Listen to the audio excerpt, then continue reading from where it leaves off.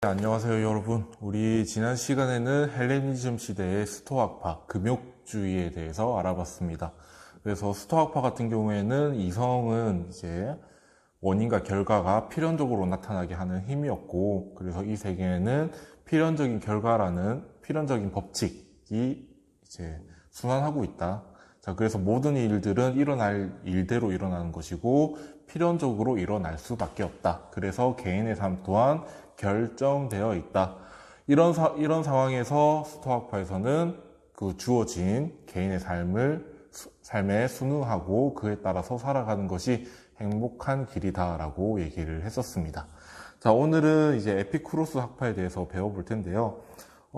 내용은 조금 다른데 결과는 약간 유사한 느낌이에요. 어떻게 얘기를 하고 있는지 같이 살펴보도록 합시다. 자, 에피쿠로스 학파 하면 처음에는 제일 먼저 나와야 될 게 소극적 쾌락주의입니다.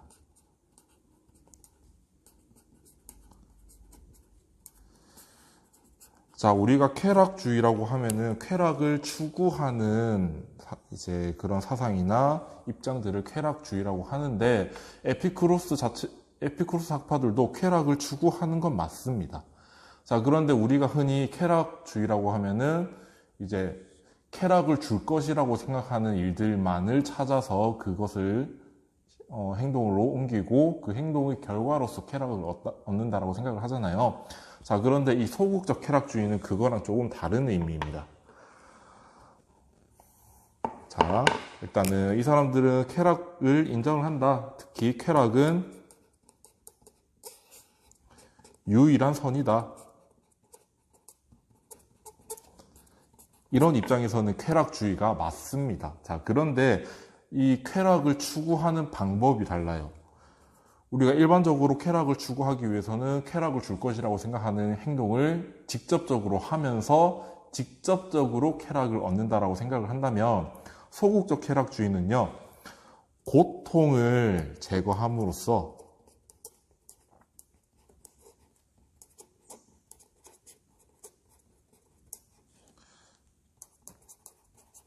쾌락을 얻고자 합니다. 자, 우리가 흔히 생각하고 있는 쾌락주의랑은 조금 다르죠. 우리가 일상적으로 쾌락이 있는 상태와 고통이 있는 상태가 이제 쾌락과 고통이 동시에 있는데 이 사람들은요, 고통을 제거하면 어차피 쾌락밖에 남아있지 않으니까 그러면 우리는 고통을 제거하자라는 방식을 선택을 합니다. 이런 입장을 우리는 소극적 쾌락주의라고 부르고 있습니다. 그래서 학습지 보면 우리 소극적 쾌락주의 나와 있죠. 쾌락은 유일한 본래적 선이며 모든 가치를 평가하는 최고선이다. 그리고 반대로 고통은 유일한 악이다. 고통은 유일한 악. 자, 그래서 이 유일한 악인 고통을 제거하자. 제거하면 쾌락밖에 남아있지 않으니까. 그런 의미입니다. 그래서 쾌락은 행복한 삶의 시작이자 끝이다. 박스 한번 읽어볼게요. 우리는 쾌락이 행복한 삶의 시작이고 끝이라 말한다. 왜냐하면 우리는 쾌락을 우리에게 타고난 첫 번째 선이라고 인식하며 선택하고 기피하는 모든 행동을 쾌락으로부터 시작하기 때문이다. 또한 우리는 모든 가치를 구분하는 기준으로서 쾌락을 사용함으로써 쾌락으로 다시 돌아간다. 여러분들은 실제로 어떤 행동을 하기 전에 이 행동이 나한테 쾌락을 줄 것인가 고통을 줄 것인가를 생각을 하게 되죠. 내가 오늘 배가 고픈데 어떤 음식을 먹으면 쾌락을 줄 것이고 어떤 음식을 먹지 않아야 고통을 얻지 않을 것인가, 그런 것들을 다 생각하게 되죠. 그런 입장을 가지고 있습니다. 자, 그런데 에피쿠로스 학파에서 말하는 쾌락은요, 육체적이고 단기간에 끝나는 그런 순간적인 쾌락이 아니라 정신적이고 지속적인 쾌락을 추구합니다.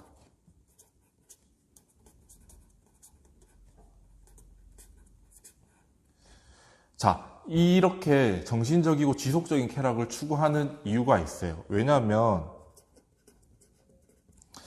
이제 육체적 쾌락 같은 경우가 있잖아요.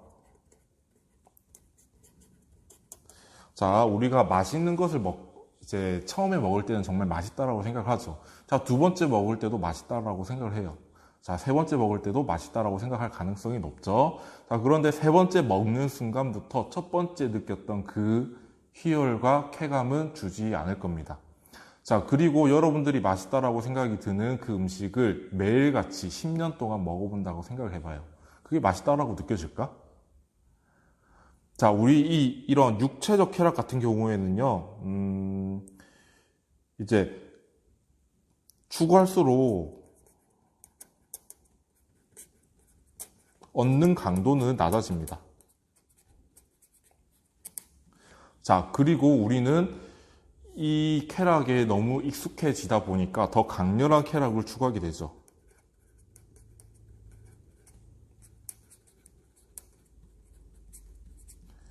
자, 그런데 여러분들이 더 강렬한 쾌락을 추구하면 추구할수록 그 쾌락을 이제 그만큼의 쾌락을 줄 수 있는 방법이라든가 존재를 찾기도 어렵고, 그렇게, 찾기 어렵게 되다 보니까 여러분들은 더 불안해지고, 또 오히려 쾌락을 추구하는데 오히려 고통스러운 상황에 빠지는 역설적인 상황에 빠집니다.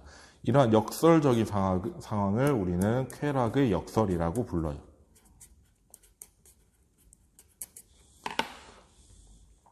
쾌락의 역설. 자, 육체적 쾌락을 추구하면요, 우리가 만족스러운 강도를 얻기도 힘들고 또 그만큼의 쾌락을 주는 존재를 찾기도 어렵기 때문에 쾌락의 역설 상태에 빠지기가 쉽습니다. 자, 그래서 에피쿠로스 학파는요, 이 쾌락의 역설이라는 고통스러운 상황에 빠지기보다는 고통을 제거함으로써 우리는 고통이 없는 상태를 즐기자. 그것이 진정한 쾌락이다라고 생각을 합니다. 그리고 그런 쾌락은 당연히 고통이 없으니까 지속적이고 정신적이라고 생각을 할 수 있겠죠. 그래서 정신적이고 지속적인 쾌락을 추구했다. 자, 그래서 나오는 게 이제 아타락시아라는 개념입니다. 진정한 쾌락은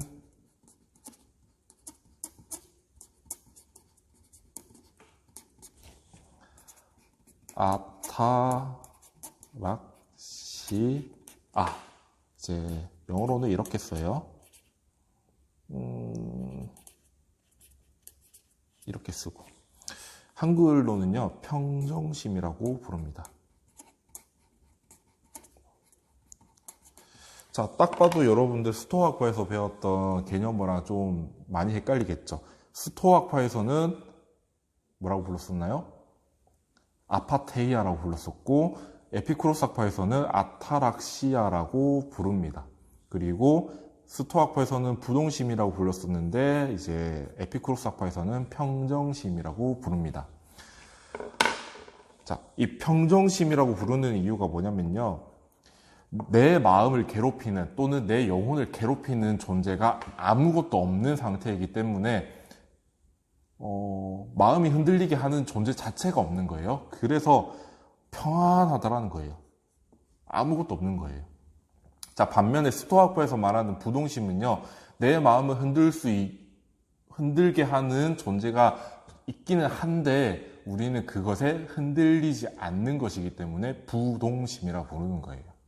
자, 그래서 이거는 우리의 마음을 흔드는 존재 자체가 없다. 그리고 부동심은, 스토아학파에서 말하는 부동심은 우리 마음을 흔들리게끔 하는 존재는 있다. 다만 흔들리지 않을 뿐이다. 라고 하는 점, 그 차이점이 있습니다. 그래서 용어도 이렇게 다르게 쓰고 있는 거예요. 자, 이 아타락시아라는 건 어떤 거냐면요. 일단 이제 잠시 후에 얘기를 하겠지만 우리 욕구, 이제 에피쿠로스 학파에서는요, 욕구를 여러 가지로 분류를 해요. 예를 들어서 자연적으로 발생을 하지만 자연적으로 발생하면서 동시에 필수적으로 충족을 시켜야 되는 욕구도 있고, 자연적으로 발생하지만 그렇게 꼭 반드시 채워야 할 욕구는 아닌 것들도 있고, 또는 인간이 인위적으로 만들어낸 욕구도 있습니다. 자, 그래서 이 아타락시아는요, 어떤 상태냐면 자연적이고 필수적인 욕구를, 자, 여기 이 단어 중요합니다. 최소한 충족시켜서 마음의 불안과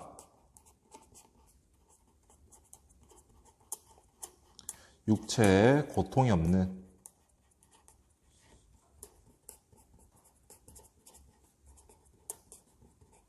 이런 상태를 우리는 아타락시아라고 하고, 에피쿠로스는 이것이 진정한 쾌락이라고 얘기를 했었습니다.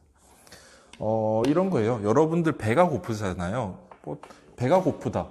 식욕이라는 것은 굉장히 자연적으로 발생을 하는 것이죠. 자, 그리고 여러분들의 생명 유지를 위해서는 반드시 필수적으로 충족이 되어야 하는 욕구입니다.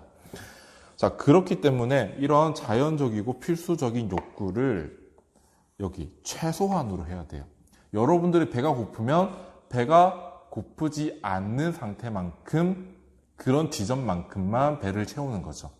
자, 여러분들 뷔페를 갔을 때 이제 뷔페가 생각보다 비싸잖아요. 뭐 19,000원에서 뭐 비싼 데는 10만원까지 하는 뷔페도 있는데, 그 비싼 돈 주고 갔으니까 나는 당연히 뽕을 뽑고 오겠다. 돈 낸 만큼 먹고 오겠다라고 생각을 하잖아요. 자, 그래서 우리는 과식을 했어. 자, 과식을 하면 여러분들 어떤 느낌이 드나요? 굉장히 불편한 느낌이 들죠. 자, 불편한 느낌이 든다는 것 자체가 고통입니다. 자, 그래서 에피쿠로스 학파는요, 이 최소한으로라는 단어가 어떤 의미냐? 과하지 않고, 또 이러한 자연적이고 필수적인 욕구가 충족되지 않았을 때 느껴지는 고통이 없는 상태. 즉, 여러분들 배고픔을 느끼다가 배고프지 않을 정도로만 충족을 시키는 거예요. 그랬을 때 우리는 나 빨리 밥 먹어야 되는데, 밥 먹고 공부해야 되는데, 밥 먹고 좀 쉬어야 되는데, 이런 마음의 불안이 없어지고 육체에는 배고픔이라는 고통이 없어지는 거죠. 이 상태가 아타락시아, 평정심, 진정한 쾌락의 상태라고 생각을 합니다. 자, 그리고 방법적으로 봤을 때는 고통을 제거하는 방법이죠.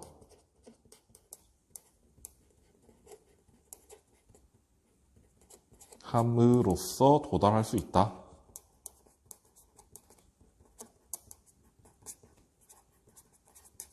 어떻게? 예시, 배고픔 제거. 이런 것들. 자, 이게 아타락시아, 에피쿠로스가 말하고 싶어 하는 핵심입니다. 자, 그런데 우리는 여러분들이 살다 보면 고통에 빠질 수밖에 없잖아요. 여러분들은 지금도 고통을 느낄 수도 있고, 또는 그냥 일상생활에서도 여러 순간순간마다 고통을 느끼게 되잖아요. 그러면 우리가 고통을 느끼는 원인이 무엇인가? 학습지를 보도록 합시다.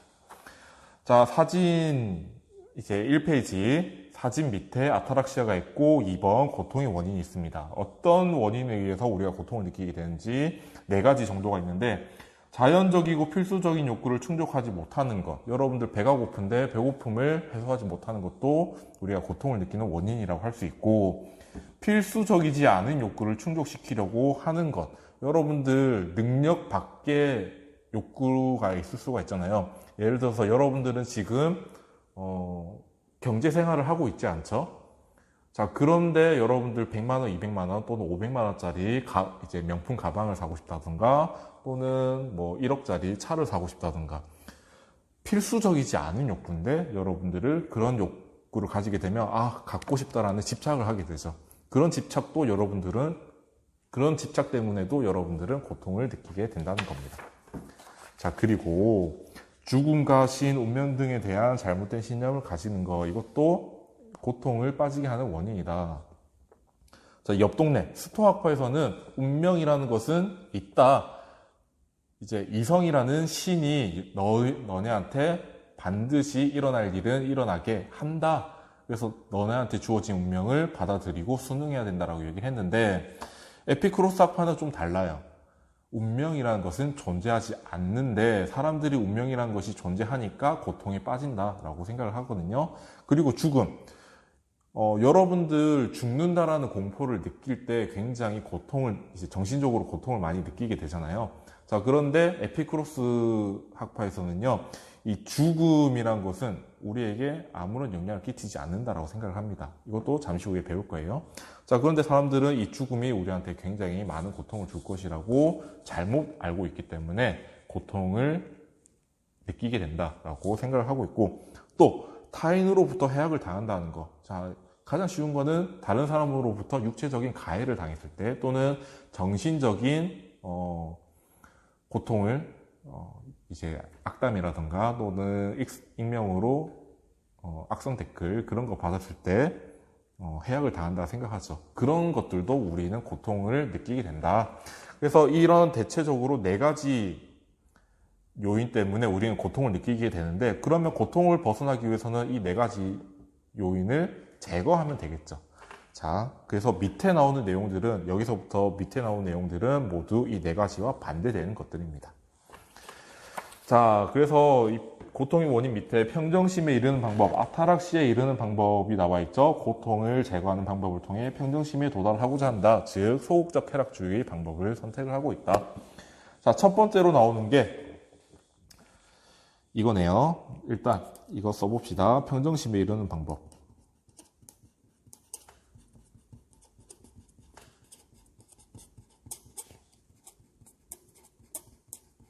자, 첫 번째로 나오는 게 자연적이고, 선생님이 아까 썼었지만 그대로 다시 쓸게요. 자연적이고 필수적인 욕구만을, 중요하다 했어요. 최소한 고통을 느끼지 않을 정도로만 충족하는. 자, 에피쿠로스는 쾌락주의지만 이 표현을 쓸 수 있습니다. 검소하고 소박한 삶을 살아야만 우리가 평정심에 이를 수 있다. 자, 이것을 얘기하기 위해서는 욕구에 대해서 얘기를 해야 되는데, 에피쿠로스 학파는 아까 말했듯이 욕구를 3종류로 나눈다고 했었습니다. 자, 첫 번째, 자연적이고 필수적인 욕구. 자, 두 번째, 자연적이지만 필수적이지는 않은 욕구.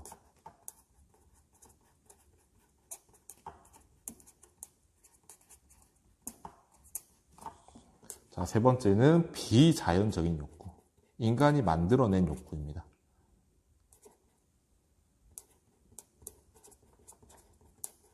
자, 하나씩 살펴볼게요. 이 자연적이고 필수적인 욕구는요, 우리의 생명 유지를 위해서는 반드시 필요한 욕구입니다. 자, 예를 들어서 여러분들 식욕이라든가 수면욕도 여기에 해당이 돼요. 자, 여러분들 잠을 며칠 동안 자지 않으면 쓰러지고 혼수 상태 빠지고 사망에 이를 수도 있습니다. 이제 심정지 상태가 오거든요. 자, 그래서 우리가 이 자연적이고 필수적인 욕구, 우리의 생명 유지를 위한 욕구는 너무나 자연적인 것이고 필수적인 욕구입니다. 그래서 우리가 이 욕구들은 충족되지 않으면 고통에 빠져요. 자, 그래서 필수적인 거예요. 충족되지 않으면 고통에 빠지기 때문에. 자, 대표적으로는 식욕이나 수면욕이 해당이 된다. 자, 그리고 자연적으로 발생하는 것이 있어요. 우리의 성욕 같은 것들은 자연적으로 발생할 수 있습니다. 자, 그렇지만 그런 성욕 같은 것들은요, 획득하기 이제 충족시키기가 어려울 수도 있고, 또는 충족되지 않더라도 사는데 아무런 지장이 없어요. 그럴 수 있기 때문에 필수적이지는 않은 욕구로 분류를 하고 있습니다. 자, 그래서 우리 표를 보더라도 이 자연적이지만 필수적이지 않은 욕구는 자연적으로 발생하는 욕구이기는 하나 충족되지 않더라도 고통을 느끼지 않습니다. 그래서 굳이 충족하지 않아도 돼요. 자, 그리고 대상을 획득하기 어렵거나 욕구가 어떤 해악을 산출한다고 보이면 쉽게 제거될 수 있다. 예를 들어서 나는 여기에 해당되는 욕구를 충족시키려고 하는데, 오히려 이 욕구를 충족시킴으로써 나타나는 쾌락보다 고통이 더 많으면 당연히 그 욕구는 충족 안 하는 게 낫죠. 오히려 이거를 충족시키려고 하다 보니까 더 많은 고통을 느끼게 된다면 안 하는 게 낫죠. 합리적으로. 자, 그래서 이것은 여기에 해당되는 욕구들은 필수적이진 않다. 그리고 우리는 이 욕구를 오히려 제거하는 것이 더 낫다라고 생각할 수 있겠죠. 자, 비자연적인 욕구, 허영심이라던가 그런 것들이 해당이 되겠죠. 뭐 좋은 옷을 입고 싶다던가, 좋은 차 또는 좋은 집에 살고 싶다라는 거, 그런 것들, 또는 높은 지위를 얻어서 명예를 얻는 것들도 비자연적인 욕구라고 얘기를 할 수 있습니다. 자, 이 비자연적인 욕구는 관행이나 관습 등, 즉 인간이 만들어낸 욕구라는 거죠. 자, 충족되지 않더라도 마찬가지로 고통을 느끼지 않고 오히려 과잉 추구될 경우에는 고통을 느끼게 될 수 있다라고 얘기를 하고 있습니다. 자, 그래서 이 두 가지 욕구, 밑에 있는 이 두 가지 욕구는 오히려 고통을 줄 수 있는 욕구이기 때문에 우리는 제거해야 된다 라고 얘기를 하고, 이 자연적이고 필수적인 욕구를 최소한만으로 충족을 시켜야 된다라고 얘기를 하고 있는 거죠. 자, 그래서 이렇게 얘기를 하겠습니다. 최소한의 자연적, 필수적 욕구 충족하는 검소한 삶을 살아야 된다.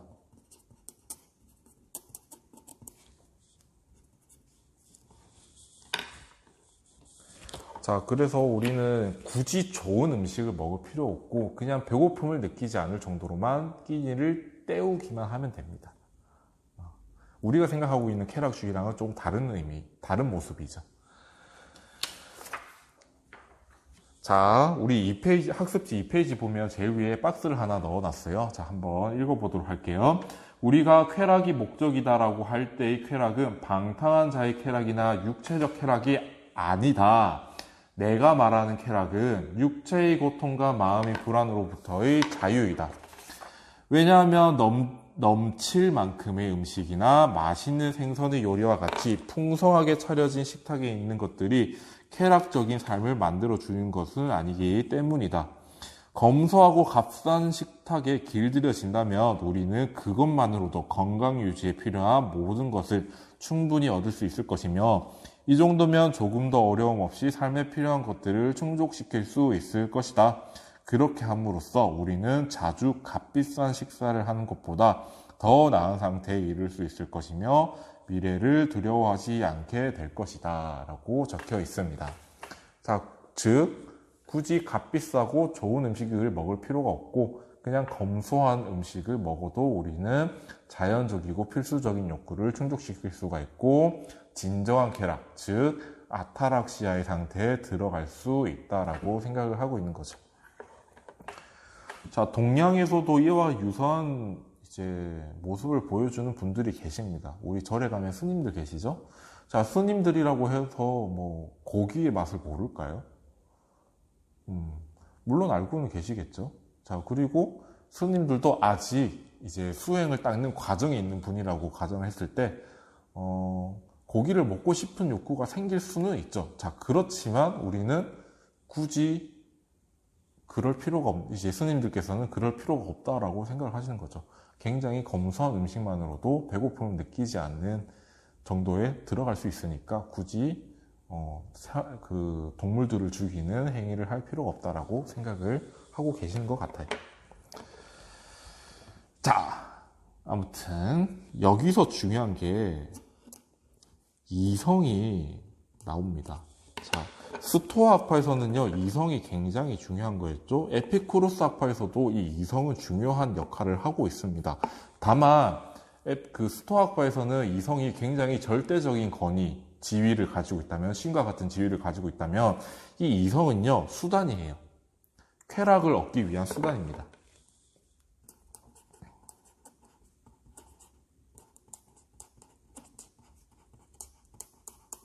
자, 수단인데 어떤 방식으로 이 이성을 사용하느냐?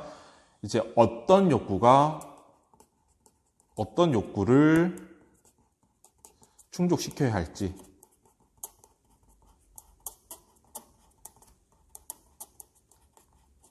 즉, 이 욕구가 자연적이고 필수적인 욕구냐 아니냐를 판단하는 거겠죠. 또 그 욕구를 충족시키는 방법, 욕구 충족 방법 탐구를 하는 게 이성의 역할입니다.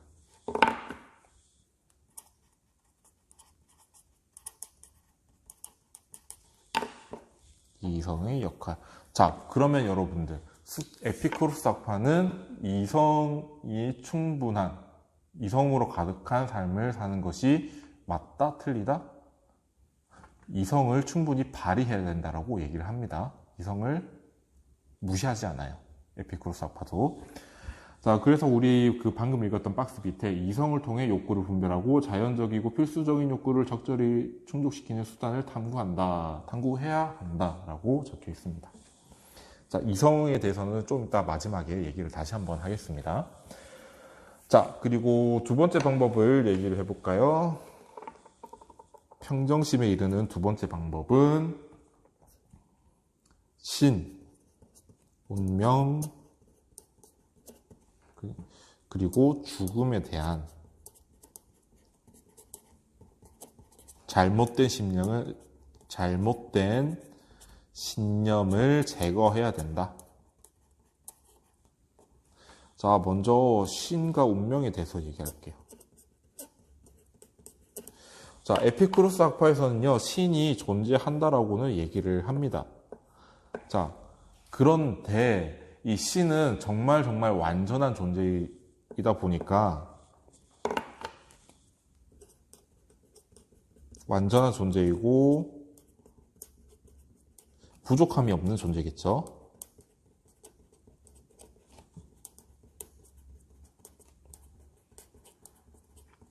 자, 이런 완전하고 부족함이 없는 존재가 굳이 인간한테 관심을 가지게 될까? 관심을 줄까?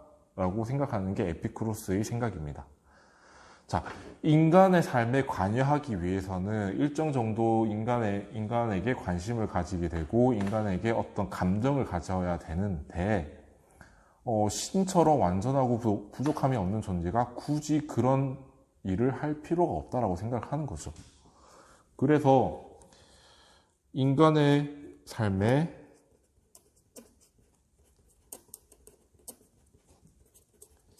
전혀 개입을 하지 않습니다.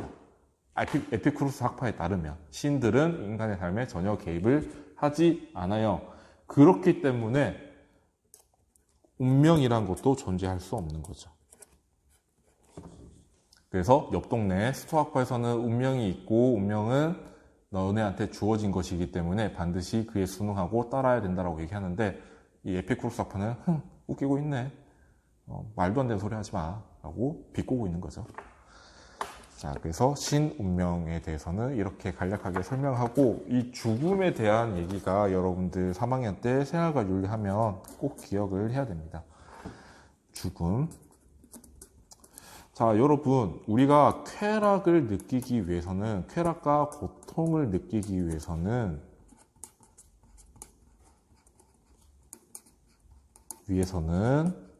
무엇이 필요할까요? 감각이란 게 필요하겠죠. 감각이란 게 존재해야 합니다. 그래야만 우리가 느낄 수 있는 거죠. 쾌락을 느낄 수 있고 고통을 느낄 수 있는 거죠. 자, 그런데 에피쿠로스 학파가 생각하기에 이 죽음이라는 것은요, 감각 능력의 상실입니다.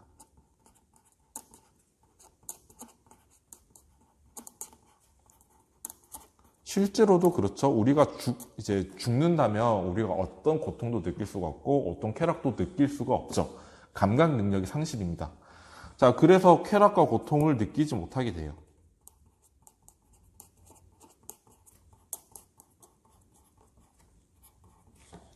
자, 봅시다. 자, 우리가 살아있다라고 하는 것은요, 자, 살아있다고 하는 것은 아직 우리는 죽지 않은 거죠. 아직 죽지 않은 거예요. 우리가 가장 최악의 나쁜 악이라고 생각하는 죽음이란 것이 아직 오지 않은 거예요. 자, 그런데 죽었다고 하는 것은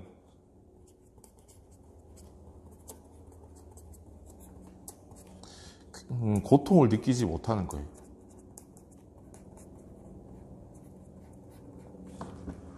자, 우리가 고통은 유일한 악이라는 것을 앞에서 얘기를 했고, 쾌락만이 유일한 선이다라고 얘기를 했었죠.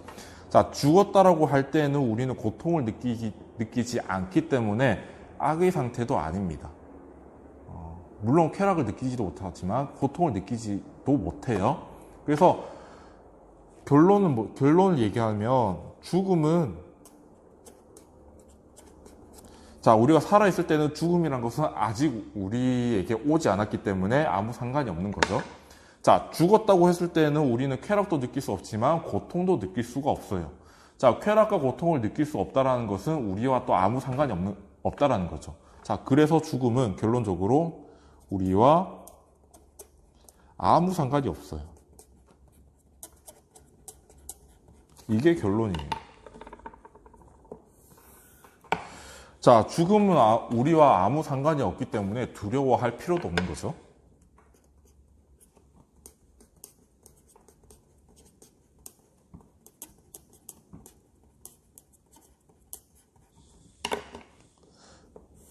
자, 이런 깨달음을 주면서, 야, 너네들이 믿고 있는 신, 믿음, 죽음에 대한 신념들은 잘못된 거야. 너네 그렇게 바들바들 떨면서 두려워할 필요가 없어. 죽음은 우리와 아무 상관이 없어. 라고 얘기를 하면서 그 죽음과 신, 운명이라는 잘못된 신념을 가지고 있는 사람들이 고통을 느끼고 있는 상황을 없애려고 노력을 했었습니다. 자, 학습지 한번 볼게요. 이제 2페이지 좀 위에 보면 죽음, 동그라미 2번 죽음 되어 있죠. 자, 기억 보겠습니다. 죽음이란 감각 능력을 상실을 의미하는데, 감각 능력이 상실되면 쾌락과 고통을 느낄 수가 없다. 니은, 살아있을 때는 아직 죽음이 오지 않았으며 죽은 후에는 어떤 고통도 느끼지 못하므로 죽음은 우리에게 어떠한 해악도 입힐 수 없다. 디귿, 따라서 죽음은 우리와 무관한 것이므로 두려워할 필요가 없다. 밑에 나와 있는 박스는요, 여러분들 이제 모의고사나 수능에 자주 출제가 되는 이제 원문이니까 여러분들 꼭 한번 읽어보길 바랍니다. 자, 세 번째, 평정심에 이르는 방법. 세 번째는요, 은둔자적 삶.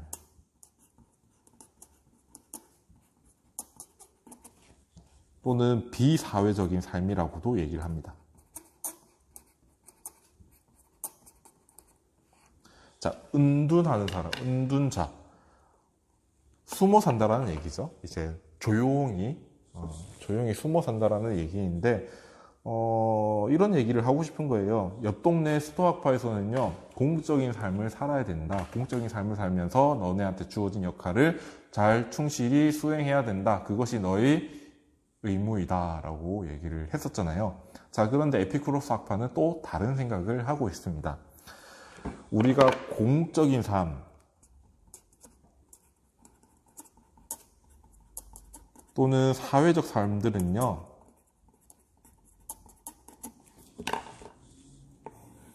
우리에게 일종의 의무를 부여하죠.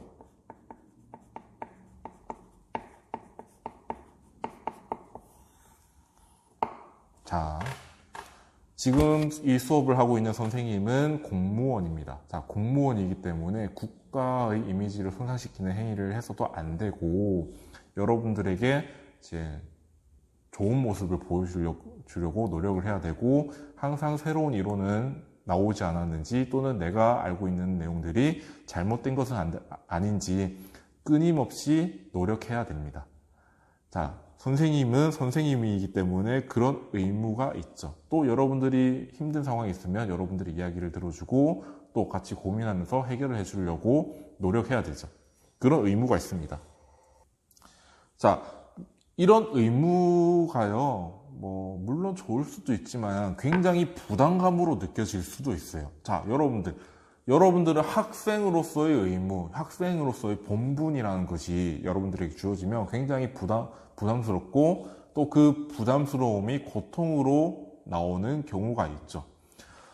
자, 에피쿠로스 학파는 그 지점에 집중을 하는 거예요. 이런 고통이 이 의무를 부여한다는 것은 우리한테 고통으로 다가온다라는 거예요.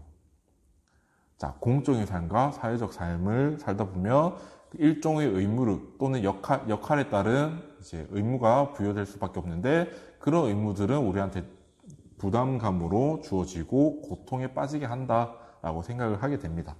자, 그래서 이것들을 다 제거해야 된다는 거죠. 그러므로 따라서 공적인 삶 살지 말고 사회적 삶도 살지 말자라고 얘기를 합니다.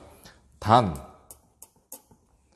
이 우정, 에피쿠로스는요, 이 우정이 굉장히 좋은 거라고 생각을 해요. 자, 여러분들 친구와 이제 좋은 얘기를 나누고 또 굉장히 심도 있는 깊이 있는 얘기를 나누다 보면 거기서도 즐거움이 나오고 굉장히 삶을 윤택하게 만들어 준다라고 생각을 할 수 있죠.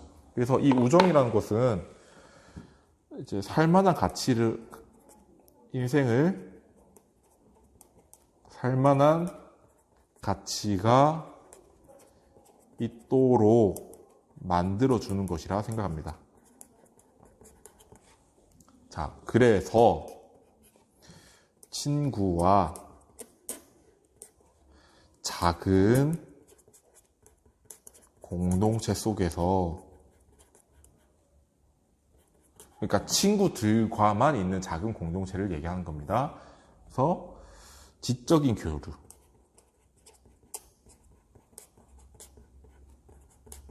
나누는 삶이 바람직하다라고 얘기를 하고 있습니다. 공적인 삶과 사회적 삶이 아니라 이 사람은요, 심지어 결혼도 나쁜 거라고 생각을 했어요. 자, 결혼하면 자식이 생기죠. 이제 여러분들은 남편이 생기겠죠. 이런 남편들과 자식들을 위해서 어떤 것들을 해줘야 한다라는, 또는 나를 희생해야 된다라는 압박감들, 또는 내 시간을 할애해서 뭔가를 해야 된다라는 것들, 그런 압박감과 부담감들이 고통이기 때문에 결혼도 할 필요가 없다라고 생각을 해요. 다만 이 우정, 친구와 지적인 교류를 나누면서 살아가는 작은 공동체 속에서의 삶은 굉장히 우리를 인생을 살만한 가치가 있도록 해주는 것이기 때문에 좋은 거라고 생각을 하고 있습니다. 자, 평정심에 이르는 4가지 방법, 정의로운 삶. 자, 우리도 사실 사회 속에서 살고 있는 시민으로서, 민주 시민으로서 정의로운 사회가 되길 원하고 정의로운 삶이 이루어졌으면 좋겠다라고 생각을 하잖아요. 자, 그런데 우리가 이제 어렴풋이 알고 있는 정의와 이 에피쿠로스 학파가 말하고 있는 정의는 조금 의미가 차이가 있는 것 같긴 해요. 전혀 완전히 관련이 없다라고 얘기하기는 어렵지만, 자, 에피쿠로스 학파가 말하고 있는 이 정의는요, 서로 피해를 주지 말자,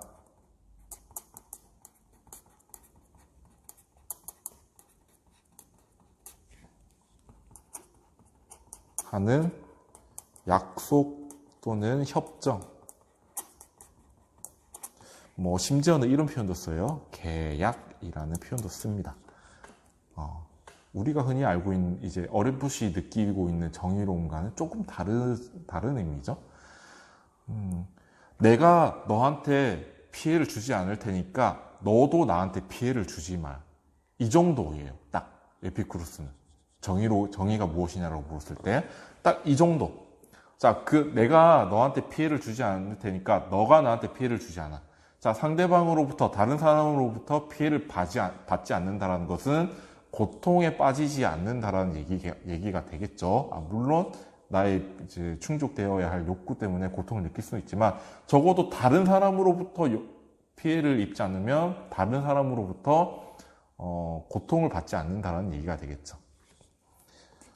그래서 정의로운 삶은요, 타인으로부터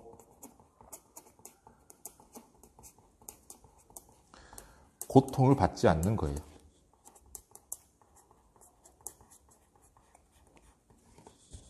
굉장히 간단하죠. 자, 그래서 우리 학습지 딱 중간쯤에 있는 것 같아요. 4번, 정의로운 삶을 통해서 안전을 도모한다.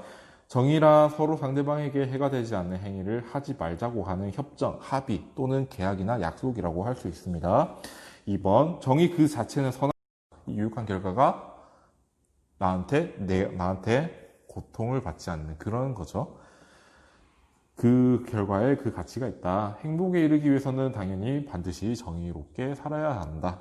사실 앞에서 말한 이 세 가지와 네 번째 정의로운 삶 모두 해야만 이 아타락시아, 평정심의 상태에 도달할 수 있다라고 생각을 합니다.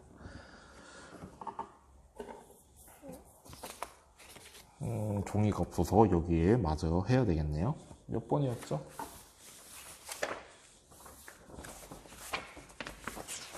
자, 이 네 가지, 정의로운 삶까지 네 가지가 평정심에 이르는 방법이었고요. 선생님이 아까 이성에 대해서 얘기를 했잖아요. 이성의 역할. 자, 에피쿠로스 학파에서는 이 이성도 중요하다. 중요하지만, 궁극적인 가치를 가지고 있지는 않습니다. 본래적인 가치를 가지고 있는 것은 아니고, 일종의 수단이죠. 수단적인 가치를 가지고 있는데, 이 이성은 쾌락과 고통의 원인을 분석하고 또 욕구를 분류 판단하고 그 다음에 욕구 충족 방법을 탐색한다 했죠.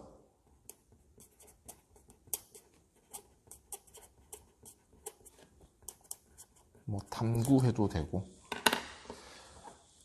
자, 이런 것들을 통해서 이 이성은 평정심에 이르는 수단이 된다.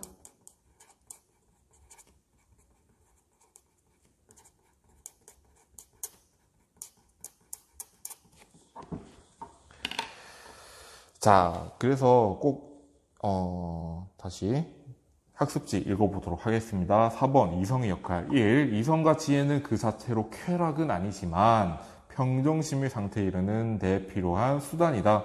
그래서 이성의 역할이 무엇이냐? 첫 번째, 쾌락과 고통의 원인을 분석하고 욕구를 분류하며 자연적이고 필수적인 욕구를 적절히 충족시키는 수단을 탐구한다. 2번, 이성을 통해 필수적이지 않은 욕구나 비자연적인 욕구를 제거하고 신과 운명, 죽음에 대한 잘못된 신념을 제거한다 라는 내용도 들어가 있네요. 세 번째, 이게 여러분들 꼭 기억을 했으면 좋겠습니다. 쾌락으로 가득한 행복한 삶과 이성적 삶은 결코 대립하지 않는다. 우리가 쾌락으로 가득한 행복한 삶을 살기 위해서는 이 이성이 중요한 역할을 하고 있다라고 얘기를 했었습니다. 자, 그래서 우리가 행복한 삶, 쾌락적인 삶, 평정심의 삶을 살기 위해서는 이성적인 삶을 사는 것도 필요하다라고 얘기를 하고 있네요. 자, 그래서 대립되는 것이 아니라 이제 이성적인 삶이 수단이 된다라고 생각을 하면 될 것 같아요. 동격으로 봐야 되냐라고 물었을 때는 조금 더 생각을 해봐야 될 것 같고 확답은 하지 못하겠어요. 자, 아무튼 이렇게 해서 에피쿠로스 학파를 끝냈고 헬레니즘 시대의 사상 두 가지를 끝냈습니다. 자, 스토아 학파와 에피쿠로스 학파는 여러분들 이해하는데 그렇게 큰 어려움이 없었을 거라고 생각이 들어요. 자, 그래서 여러분들 혹시 그래도 질문 있으면 이제 온라인 클래스 질문 게시판을 활용해서 질문을 하거나 또는 우리는 다음 주부터 이제 등교를 해서 학교에서 볼 테니까 학교에서 질문해도 좋습니다. 자, 그러면 지금까지 온라인 클래스 유효사상 수업을 듣느라 고생이 많았고 우리는 이제 학교에서 보도록 합시다. 자, 그동안 고생 많았습니다. 안녕.